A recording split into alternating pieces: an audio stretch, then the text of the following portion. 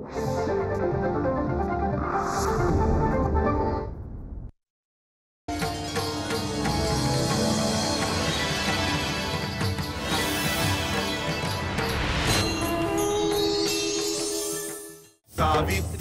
सावित्री सावित्री, या देशाची तू सुकन्या, या मातीची आण, आई सावित्री स्त्री जातीचा तूच खरा सन्मान. वर्षामागून सरली वर्षे, दुःख न पडले मागे, परंपरेने विणले होते आयुष्याचे धागे. सावित्री सावित्री सावित्री,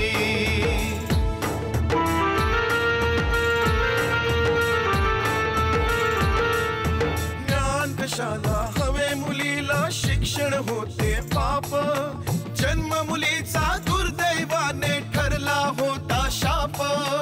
अज्ञानाच्या अंधाराला तूच दिले आव्हान, आई सावित्री स्त्री जातीचा तूच खरा सन्मान. सावित्री सावित्री सावित्री, सावित्री सावित्री सावित्री. समद काही विसरून गेली, संधी मिळताच दाखवला तिने आपला रंग. तू पंतोजीच्या दंडाचा विरोध का करत आहेस? नाही पंतोजी, मी पंतजींच्या दंडाचा विरोध नाही करत आहे. जे बोलायचं ते स्पष्ट बोल. जो माणूस खोटा आहे त्याच्या न्यायाने देव कसे काय प्रसन्न होऊ शकतील, म्हणूनच मला हा न्याय मान्य नाहीये. मी हा अपमान कधीच विसरणार नाही, सगळ्यांना जाळून राख करून टाकेन. तुला नाही माहित सावी, आज आपल्या घरातले किती आनंदात असतील. आजी खुश होईल, ती सुद्धा येईल. आपल्या सावीने ते करून दाखवलंय जे आजपर्यंत कोणीच नाही करू शकलं. साऱ्या गावात तिचा जय जयकार होतोय. असं वाटतंय की आपला सगळा गाव उत्सव साजरा करतोय. आई, जरा आजच्या दिवशी तिच्या सगळ्या परिवाराने तिला आशीर्वाद नाही दिला, तिच्यावर प्रेम नाही केलं, तर तिचं मन खूपच उदास होईल. आज तुम्ही तिला मिठीत घ्यावं, ती खूपच आनंदित होईल. म्हणजे आजचा दिवस तिच्या आयुष्यातला एक मोठं पर्वच होऊन जाईल. तुम्हाला नाही माहित. जर तू गप्प बसलीस तर मी खंडोबाला नैवेद्य दाखवू का? दुःखापेक्षा सुखाला सांभाळायला शिका. ते इतकंही डोक्यावर चढायला नको की मोठ्यांशी बोलण्याच्या मर्यादेचा विसर पडावा. वय आई साहेब. आता तू इथे का उभी आहेस?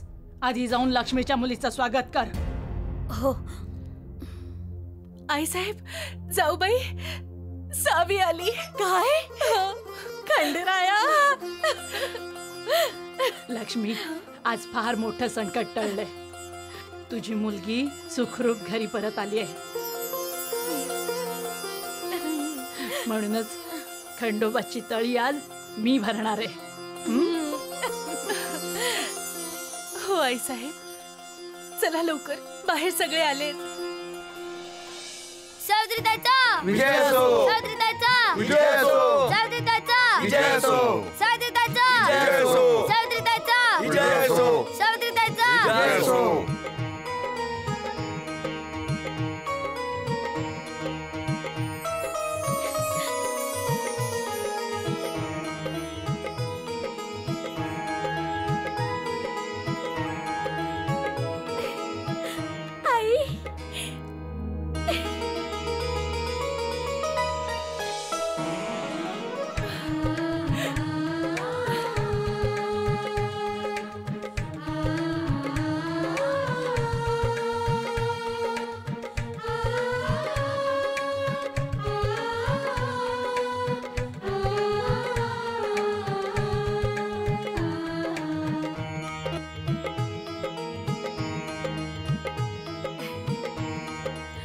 सावी, ये.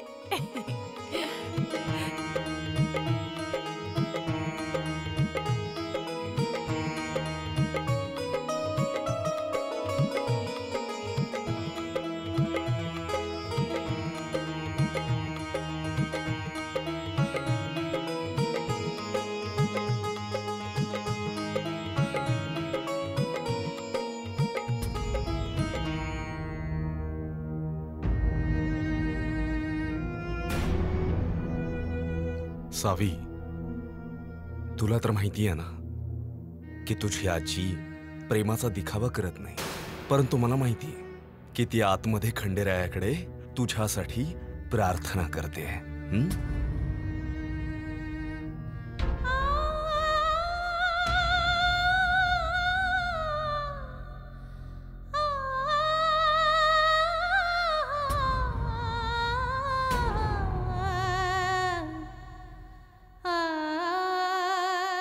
वहिनी, आता हे अश्रू पुसा आणि हसत राहा.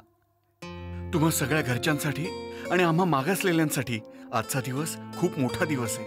हा कोण एका माणसाचा विजय नाहीये, संपूर्ण समाजाचा विजय, ज्याला आजपर्यंत फक्त पायाखाली दाबून ठेवण्यात आलं होतं.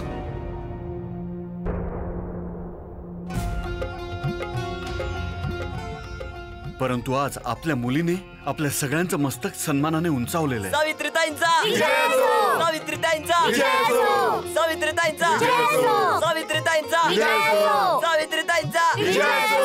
खूप खूप आभार. या चला.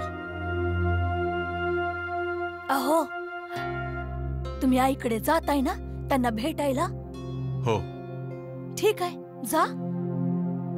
म्हणजे समजा काही कळेल तुम्हाला. तुम्ही जा तर खरं. तू आईकडे गेली होतीस? गेली तर होते, आणि त्यांची बोलणी ओरडा सुद्धा खाल्ला. तुम्ही तर खूप खुश होताय. नाही, मला हसू येत आहे. जरा विचार कर, तुझ्यानंतर आईकडे मी याच विषयावर बोलायला गेलो असतो तर काय झालं असतं? ती माझ्यावर भडकली असती आणि मला चांगलीच अत्तल घडवली असती. चला, आज चला.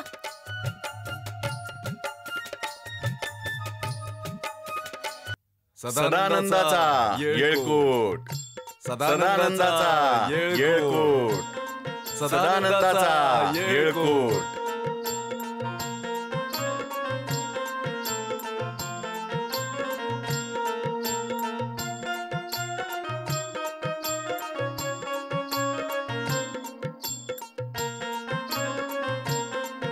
सदानंदाचा येळकोट, सदानंदाचा येळकोट, सदानंदाचा येळकोट.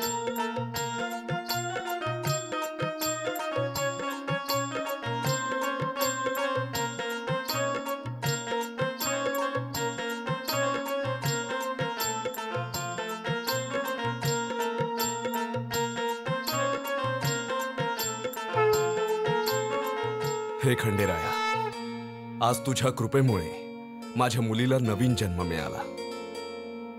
ती अशा संकटातून बाहेर आली की ज्यातून आजपर्यंत कुणीच बाहेर आलं नव्हतं. तुझे कोटी कोटी कोटी कोटी आभार.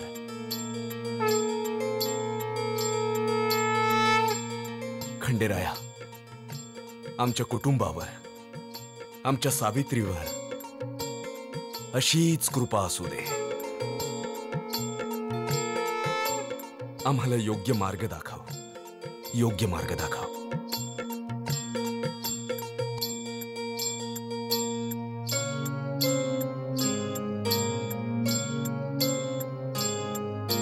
लक्ष्मी, हा प्रसाद वाटून दे.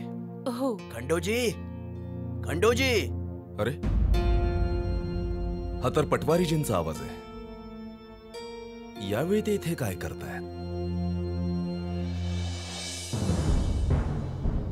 पटवारी भाऊ यापूर्वी तर या वेळेला कधीच आले नव्हते. कुठे काही. खंडेराया, रक्षा कर. आई, तू चिंता का करतेस? खंडेराया आहेत ना, ते सगळं काही ठीक करतील. बरं, मी जाऊन बघते. हा, नाही सावी.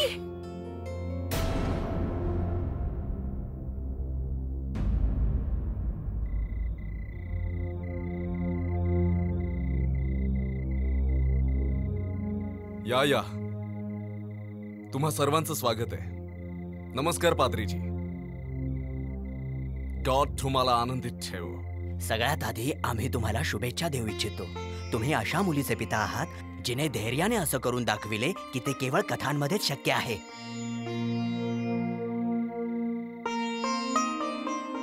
देव तिला दीर्घायुष्य देव. आणि तिचं धैर्य अबाधित राखो. तुमची मुलगी खरंच खूप बहादूर आहे. इतक्या लहान वयात खुनी मुलगी साऱ्या समाजाशी भिडते असं मी पाहिलं नव्हतं. असं तर कुणी तेव्हाच करू शकतो जेव्हा त्याला स्वतःवर विश्वास असतो आणि ज्याच्यावर देवाचा हात असतो.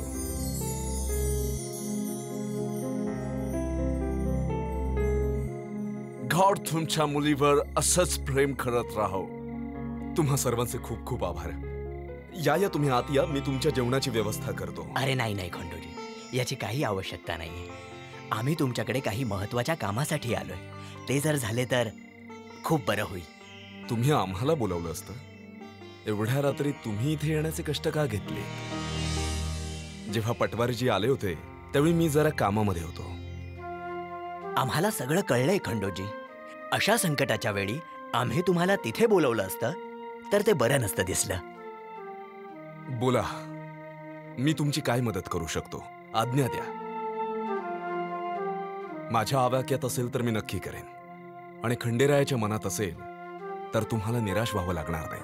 खंडूजी, आम्ही इथे मिशनरीसाठी बोलायला आलोय.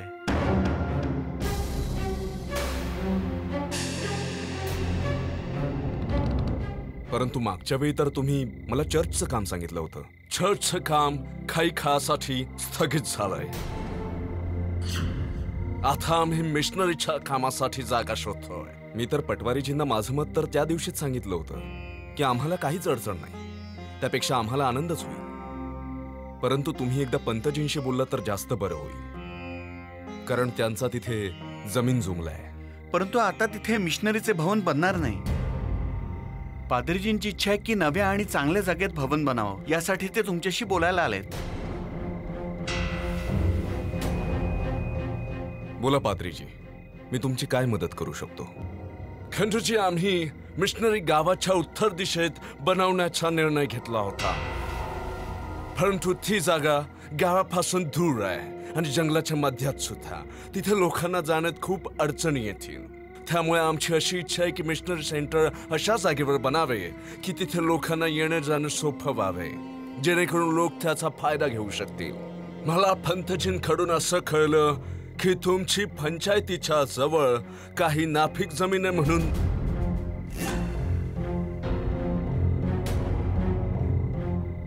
हो, बरोबर सांगितलं. जर तुम्ही आम्हाला ती जागा दिलीत तर आम्ही तिथे मिशनरी सेंटर बनवू इच्छितो. ती जमीन गावाच्या जवळ सुद्धा आहे आणि नापीक सुद्धा. आणि नापीक जमीन तुमच्या सुद्धा कामात नाही येणार.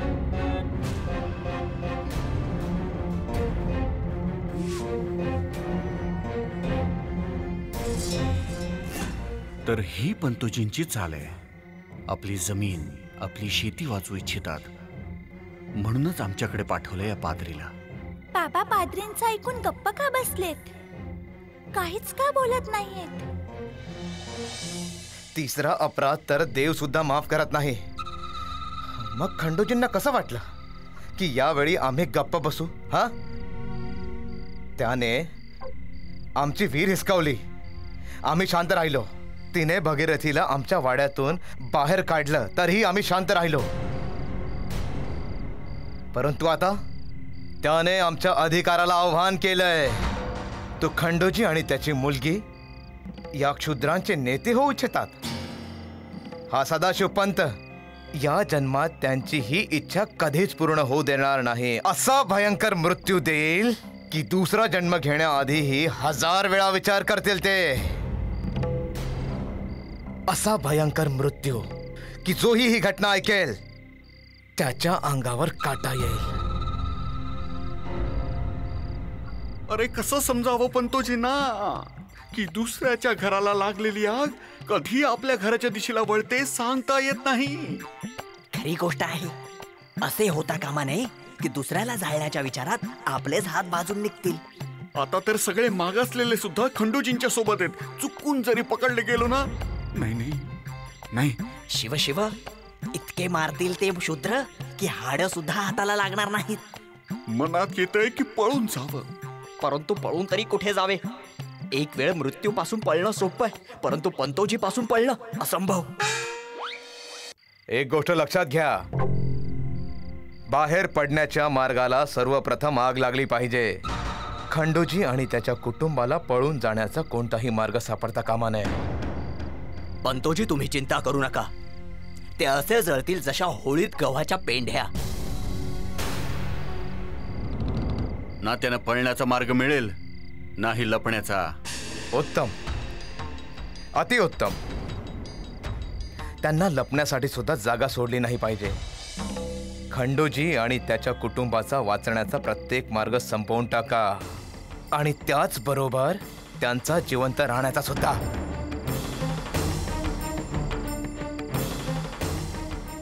अरे थांबा पंतोजी, अरे आधी स्वतःच्या वाचण्याचा पर्याय तर शोधा, नाहीतर उगाच सगळं अंगाशी येईल. गप्पा बस मूर्खा. जेव्हा केव्हा तुझ्या तोंडातून काही निघते ते नेहमीच अपशकून असते. अरे तिथे आपला शिकार उभा आहे आणि तू. अहो ते बघा पोलीस.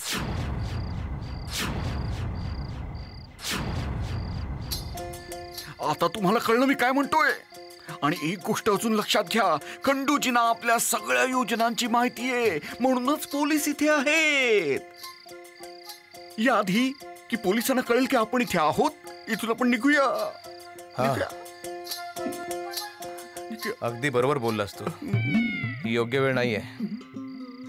यावेळी इथून निघून जाणंच योग्य राहील. हा चला चला. कुठे जायचं? तू कुठे जातोयस? तुला कोणी जायला सांगितलंय? हा, तू इथेच थांबशील. तिथे कडक पहारा ठेवशील. ते पोलीस आणि शिपाई तिथे का आले आहेत? त्यांना कोणी आणलंय तिथे? आम्ही निघतो. रडणं बंद करा आणि सावध राहा. चला. पंतोजी, पंतोजी, पंतोजी. खंडूजी, आम्ही तुमच्यावर दबाव टाकू इच्छित नाही. तुमची जमीन उपजाऊ नाही आणि तुम्ही शेती सुद्धा करत नाही. जर ही जमीन चांगल्या कामासाठी उपयोगात आणली तर काय अडचण आहे?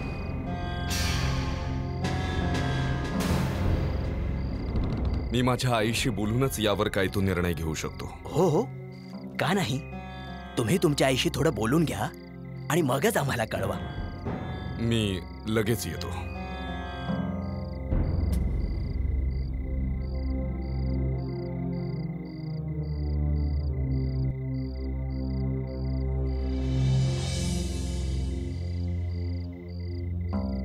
काही समजलं सावित्री? पापांनी यासाठी काही वचन दिलं नाही, कारण ते आधी आजीला विचारू शकतील.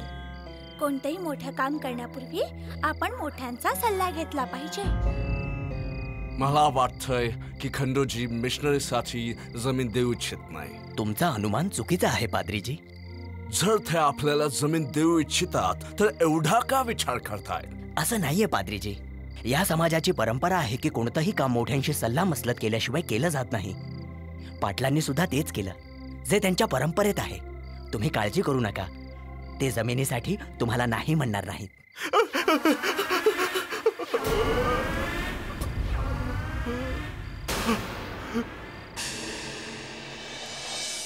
कुठे अडकवलं पंतोजी?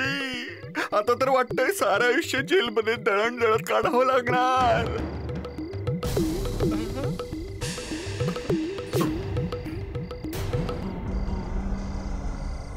तो माणूस दिसतोय तुला? तो असं का उभा आहे? असं वाटतंय नक्कीच काहीतरी घोटाळा आहे. बघ त्याला, त्याची नजर आपल्याकडेच आहे. आपल्यापासून वाचण्याचा प्रयत्न करत नाहीये ना? आपल्यापासून वाचण्यासाठी. बरोबर बोलतोस तू. त्याने आपल्याला बघून नजर चोरली आहे. चल विचारूया त्याला.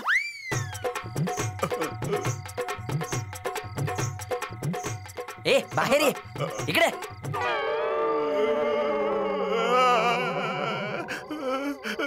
मी काहीच नाही केलं. मी निर्दोष आहे. माझी आणि माझ्या आईची शपथ. अरे मी आजपर्यंत कोणाची एक बकरी सुद्धा चोरली नाही, एक कुत्रा सुद्धा मारला नाही. मला तर फक्त पंतोजीने इथे पाठवलं होतं म्हणून. अरे हे तर पंतोजीचे मेहुणे आहेत. माफ करा भाऊ, आम्हाला वाटलं कोणी चोर दरोडेखोर आहे. काय झालं भाऊ, आज इकडे कशाला फिरताय? विचार केला थोडं फिरून घ्यावं. फार दिवसांपासून ताजी हवा नव्हती ना खाल्ली. अच्छा अच्छा, ठीक आहे भाऊ, तुम्ही ताजी हवा खा, आम्ही निघतो. ऐका ऐका, तुम्ही एवढ्या रात्री चिंतित का आहात? चला, मी तुमच्या आरामाची व्यवस्था करतो. चला. नाही, आम्ही नाही जाऊ शकत. अरे तुम्ही घाबरू नका, या गावात कुणी चोर दरोडेखोर येत नाही. तुमचं म्हणणं बरोबर आहे भाऊ, परंतु आम्ही चोरांसाठी नाही, आमच्या साहेबांसाठी इथे थांबलोय. साहेब? हो, मुन्सी साहेब आणि दरोगा साहेब खंडूजींना भेटायला आले आहेत पाद्रीजी सोबत. का? मिशनरीसाठी पाटलांची जमीन मागण्यासाठी. अच्छा. हा, त्यांची काही जमीन आहे ग्रामपंचायतीजवळ, बस त्यासाठी ते लोक इथे बोलायला आले आहेत. अच्छा. मग तर मी तुम्हाला नाही थांबवणार. अरे तुम्ही लोक जा, लवकर जा, नाहीतर असं नको व्हायला, साहेब नाराज होतील. चला.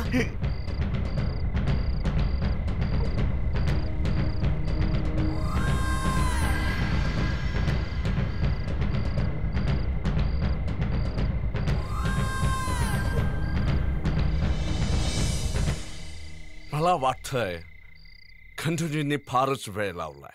आता आपण निघायला हवं. खंडूजी आपल्याला जमीन देऊ इच्छित नाहीत.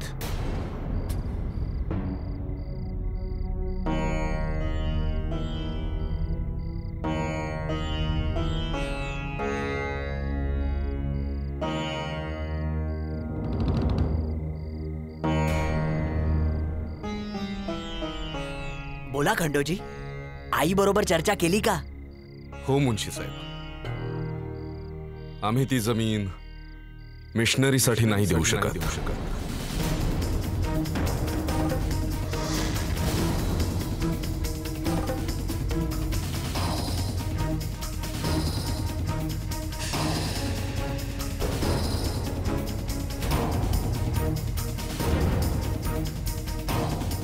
बाबा तर म्हणायचे की सगळे धर्म एकसारखे आहेत, परमेश्वर एक आहे. मग त्यांनी जमीन देण्यासाठी नकार का दिला?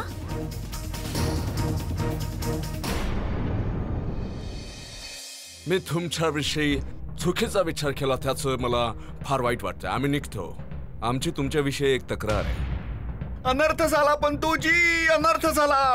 आपण लुटले गेलोय, बर्बाद झालोय. काय विचार केला होता आणि काय झालं? काय झालं? तुम्ही दोघे एवढे चिंतित का आहात? पंतोजी, तुम्ही जो विचार केला होता त्याच्या सगळं विरुद्ध चाललंय. तुम्ही विचार केला होता खंडोजी त्याच्यासाठी खलनायक होईल, परंतु तो तर त्यांच्यासाठी नायक झालाय पंतोजी, नायक.